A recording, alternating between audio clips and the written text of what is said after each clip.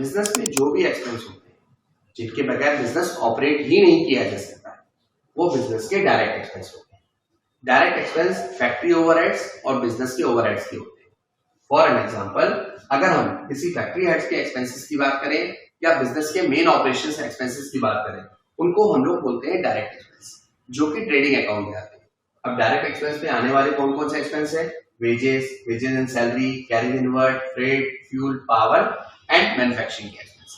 ये सारे के सारे हमारे डायरेक्ट एक्सपेंस होते हैं और इन्हीं से होने वाली इनकम हमारी डायरेक्ट इनकम होती है। जिस बिजनेस से हम कमा रहे होते हैं, जिसमें हमारे एफर्ट्स लग रहे होते हैं, वो सारी की सारी इनकम डायरेक्ट इनकम होती है। जैसे कि से इसी तरह से अगर ऑपरेशंस के मेन पार्ट यानी कि फैक्ट्री हेड्स के जितने खर्चे हैं अगर वो डायरेक्ट हैं, तो ऑपरेशंस के जितने खर्चे हैं वो सारे के सारे इनडायरेक्ट हैं। वो सारे खर्चे जो बिजनेस की ग्रोथ के लिए पैरामीटर पे बनाए जाते हैं, लेकिन apart from manufacturing, apart from trading, तो वो सारे के सारे खर्चे हमारे इनडायरेक्ट एक्सपेंस में हैं।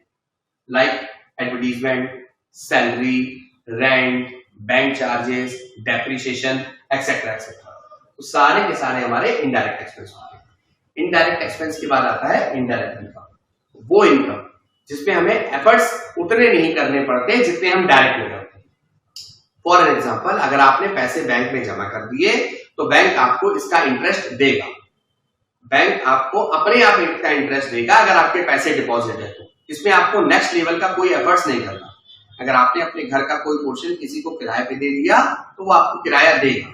इसमें आपको नेक्स्ट लेवल का कोई एफर्ट्स नहीं करना।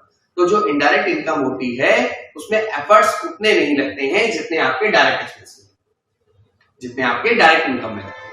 वो सारे के सारे, for example discount receive, rent receive, commission receive, interest receive, सारे के सारे इनडायरेक्ट इनकम में